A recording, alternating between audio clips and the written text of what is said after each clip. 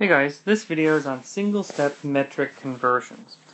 You should all have a chart listing the different equalities in the metric system, and this video is about how do you convert between those different units. A skill that's going to be really important in this class and beyond. As scientists often use many different types of units, your ability to convert between them is key to your success. So I'm going to give an example that starts with, if you have 0.0205 kilograms, and you want to know how many grams that is.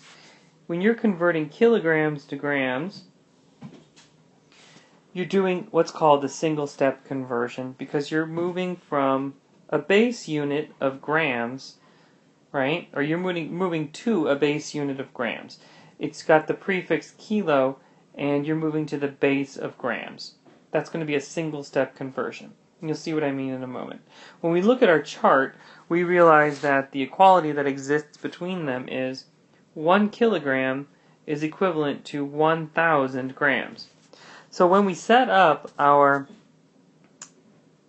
grid, we always start with the number we are converting from.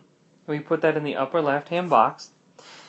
And then we add the unit we want to convert from, in this case kilograms, and we put on top the unit we're going to convert to. Remember, the important thing here is always that diagonal rule. Kilograms divided by kilograms cancel. And there's another important part of what I'm doing is, even though I've been doing this for what seems like hundreds of years, I always do the units first, right? I always put the units in first because I want to be sure that that is going to cancel the way I want it to. And now I simply fill in the equality. According to my equality, 1 kilogram is equivalent to 1,000 grams. I could have written this top one in powers of 10, but since 1,000 isn't too big, I'm going to simply leave it as is. Of course, as you've learned from the first video, whatever's across the top we multiply. When I'm multiplying the number 0.0205, I'm going to be taking that decimal. If I'm multiplying by 1,000, I'm making it bigger. And I'm going to actually just do this in my head because I can move that decimal to the right 3 times. 1 time for every 0 when I multiply by 1,000. So that decimal is going to go 1, 2, 3 and end up between the 0 and the 5. My kilograms, of course, have canceled, and I'm left with the unit of grams. 20.5 grams is what the equivalent is in kilograms. Let's try another conversion. Something that's less familiar to you guys. Micro. Micro is a scientific term that means more than just very small. To a scientist, micro is a very specific type of small. And micro means 1,000,000 times smaller than the unit, which in this base unit, which in this case is a liter. When we look on our metric conversion chart, we realize that 1,000,000 microliters is equivalent, whoops, I forgot my micro, is equivalent to 1 liter. Micro is very, very small. And if 1,000,000 microliters are needed to make 1 liter, I could say that micro technically means 1,000,000th ending with th. So if I've got 35 microliters, I have a very small volume. And I want to know how many liters that represents. I follow my diagonal rule of putting microliters on bottom and liters on top to make sure that my microliters are going to cancel. And then I fill in my conversion factor, my equality. 1 liter is equivalent to 1,000,000 microliters. As opposed to the last example where I was multiplying, I'm going to be dividing this time. Because I multiply what's across the top, 35 by 1, which just gives me 35 back, and now I'm going to divide by 1,000,000. I could use my calculator to do this, but instead I'm going to try and just show you how you would do this in your head, right?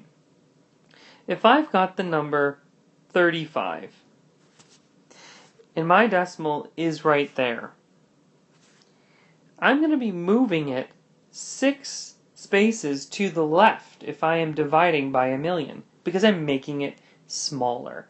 When you're multiplying and making a number bigger, you move the decimal to the right, and when you're dividing by 1,000,000 times, you're going to be making it smaller. So I'm moving it 1, 2, 3, 4, 5, 6, right? I'm moving it to the left 6 spaces. That would be kind of silly to write all those .0000. So what I'm going to do is I'm going to leave it in scientific notation. If my number 35 has the imaginary decimal after the 5, 35 divided by 10 to the 6 would be moving it 6 places to the left. That's multiplying by 10 to the negative 6. Well, if I'm moving it 6 places to the left from here, and I already move it one of those spaces to the left, that means I only need to go 5 more. So it's 3.5 times 10 to the negative 5 liters. I could actually write this out to prove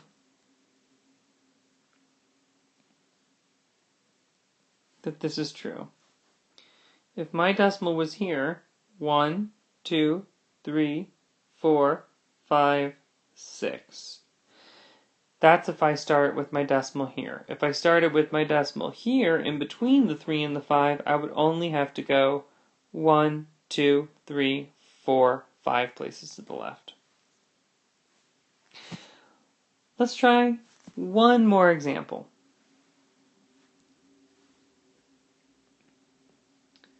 I have 80 seconds, and I want to know how many milliseconds that represents. I always start in the upper left-hand box here with 80 seconds. I divide by seconds and convert to milliseconds so that my seconds will cancel. And when I look on my powers of 10 chart, my metric conversion chart, I find that it takes 1,000 milliseconds to equal 1 second. If that's the case, I end up with 80, right, times 1,000, adding 3 zeros to my answer. I could write it as 80,000, or I could stick to these two sig figs, 8.0 times 10 to the 4 milliseconds. Again, technically assuming that this is 2 sig figs, that's a little ambiguous. It could be 1 or 2, but I'm going to stick with 2 with this. 8.0 times 10 to the 4 milliseconds. Use your power of 10 chart. Fill in the conversion factor. Make sure you're setting things up diagonally to cancel, and you will be A-OK. That's it for this video.